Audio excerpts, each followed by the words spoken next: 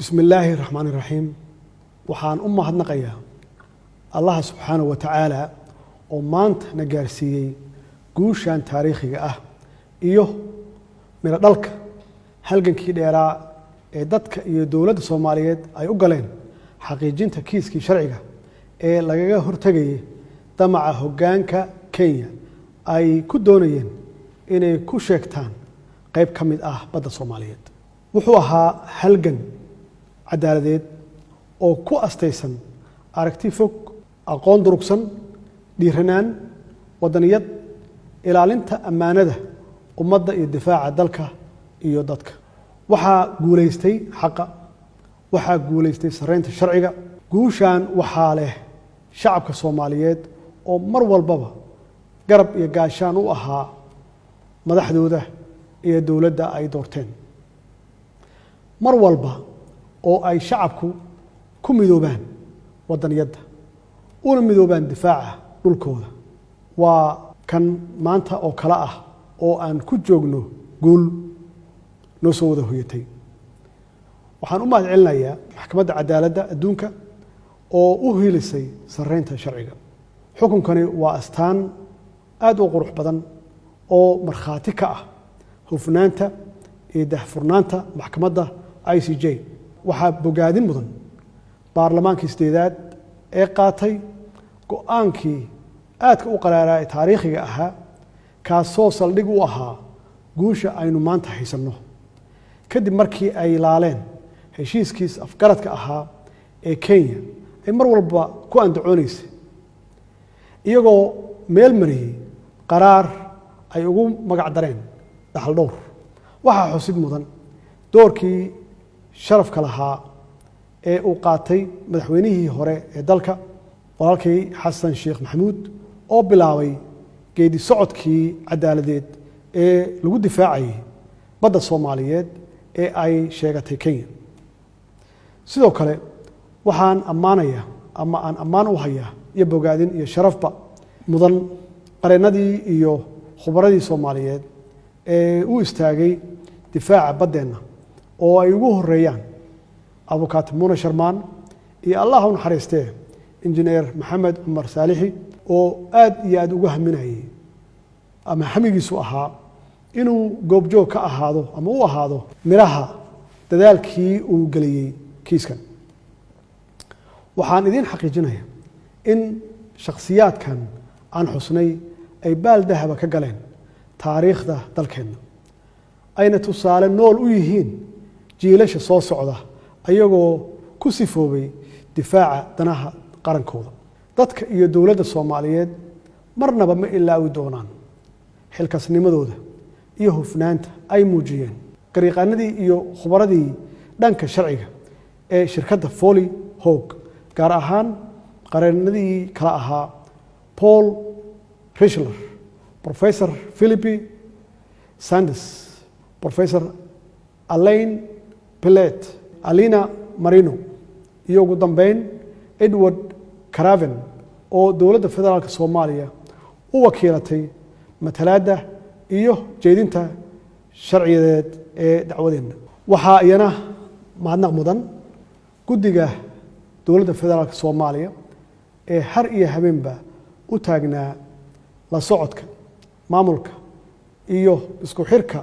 dacwadeena ee uu hogaaminayay ra'iisul wasaare ku-xigeenka xukuumadda mudane Mahdi Maxamed Guuleed Khadar ayna ka mid ahaayeen danjirihii hore ee dalkeena u fadhiyay Brussels danjire Cali Saciid Fiqi xeeraaliyihii hore ee dalka abukaate Axmed Cali Daahir iyo xeeraaliyaha haatan garyaqaan Suleymaan Maxamed Maxamuud qareen Xamza Ibrahim Cabdullaahi danjirihii hore ee qaramada midoobe mudane Yuusuf Garaad Cumar iyo danjiraha haatan mudane Abukar Daahir Cusmaan Abukar Baale difaaca hantideena qaran ma ahayn wax fudud markii la eego inaan nahay dad iyo dawlad la daala dhacaya duruufo aad iyo aad u adag kana soo kabanaya sanado badan oo burbur iyo dawlad la'aan ah haddana ku shaqeeya taageerada wadaniyad iyo isku duubnida ay muujiyeen shacabka Soomaaliyeed taasoo na siisay dhiirigelin iyo awood dheeraad ah oo aan ku ilaalinayno ama aan ku wadayno halgankeena shacabka Soomaaliyeed ee sharafta leh mudanayaal iyo marwooyin tan iyo markii la doortay waxaa nala soo gudboonaaday culaysyo siyaasadeed amni dhaqaale iyo diblomaasiyadeed oo hoggaanka Kenya ay ku doonayeen inay ka leexiyaan dadka iyo dowladda Soomaaliyeed dhabaha ay doorteen oo ahaa in kiiskan aan looga hadlin meel ka baxsan maxkamadda cadaaladda ee adduunka 3 bilood kadib markii aan xafiiska la wareegay hoggaanka Kenya waxa ay go'aansadeen oo si bareer ah u bilaabeen faragelinta siyaasadda gudaha dalkeena iyagoo gudaha dalkooda ka soo abaabulay ururo siyaasadeed oo ay uga dan lahaayeen inay culays jahwareer iyo xasilooni darro siyaasadeed kaga abuuraan gudaha Soomaaliya ujeedada ka dambaysa ay ahayd inay ugu gool xaarto inaan dib ula soo noqono dacwadda badda cadaadis awgis kadib markii ay Kenya ku guul dareysatay cadaadiskaas waxa ay bilowday inay xadgudub toos ah ku samayso qarnimada hoggaanka dowladda Kenya waxay galiyeen maal iyo waqti badan in siyaasad ahaan nala go'doomiyo oo dowladaha dariska ah iyo guud ahaan qaaradda Afrika iyo beesha caalamkaba ay naga gudbiyaan sawirro been abuur ah oo aad iyo aad u foolxun sawirkaas oo dhaawac iyo bahdilba ku ahaa sumcadda dowladdeena soo kabanaysa fariimahaas khaldan oo lagu baahiyay wargeysyada caalamka iyo kuwa gudaha ee Kenya oo lagu beegsanayay shakhsiyan madaxda dowladda si sumcaddooda loo dhaawaco hoggaanka dowladda Kenya waxay abaabul ciidan oo lid ku ah madax banaanida iyo danaha shacabka Soomaaliyeed ay ku fulisay duqeymo dhulka iyo cirka ah oo aan loo meeldayin dhibaatadaas oo galaaftay naf iyo maal muwaadiniin Soomaaliyeed oo birmageeda ah waxaa sidoo kale xusid mudan ama la xusi karaa burburka loo geystay magaalooyin iyo xarumaha shirkadaha isgaarsiinta Soomaaliyeed ee ku teedsan xuduudaha labada dal Kenya waxay qaaday tallaabooyin ugub ku ah curfiga siyaasadeed iyo diblomaasiyadeed ee dalalka gobolka ayadoo isku dayday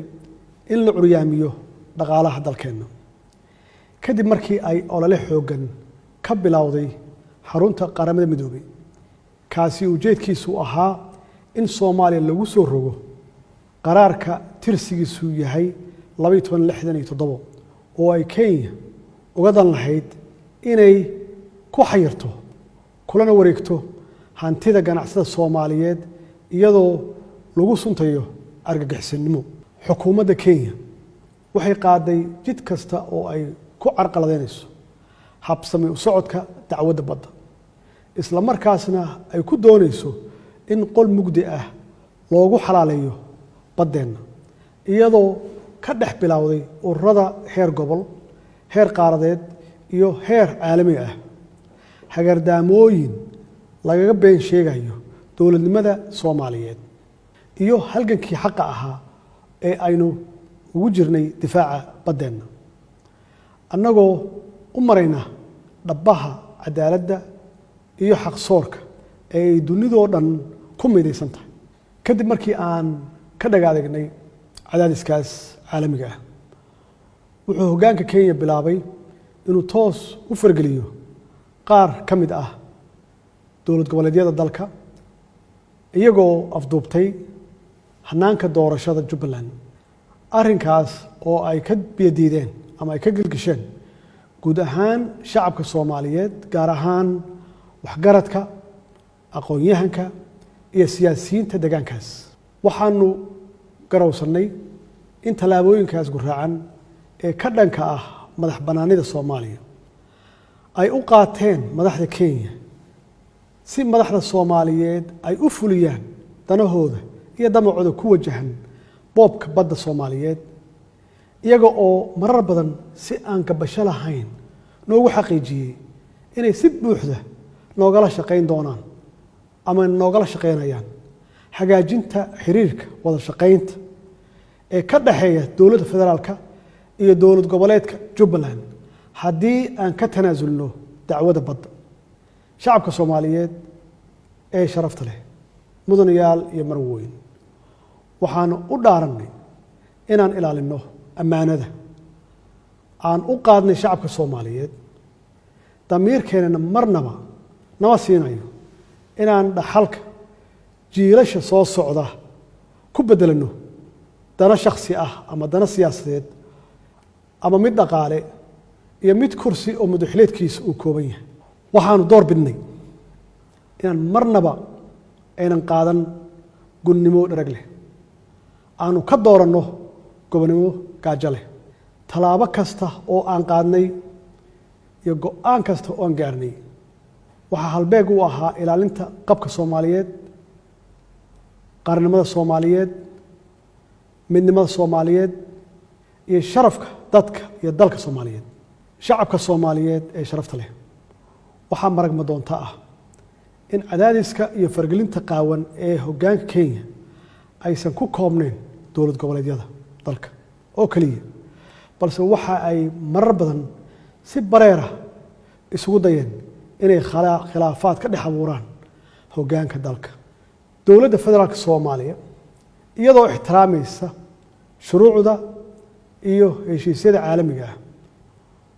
waxay caddaynaysaa inay u hoggaansamayso go'aanka maxkamadda, annagoo ka rajaynayna dowladda dariska aan nahay ee Kenya inay ilaaliso sarreynta sharciga caalamiga ah, ayna iska ilowdo damaceeda ku salaysan marin habaabinta iyo boor isku qarinta, taasoo beddelkeedana ay go'aanka maxkamaddu u aragto fursad lagu xoojin karo xiriirka labada dal iyo iskaashiga labada shacab ee dariska ah. Soomaaliya inay Kenya daris la noqoto ma dooran, ee Allah awoodda leh ayaa qadaray. waan isku qasbannahay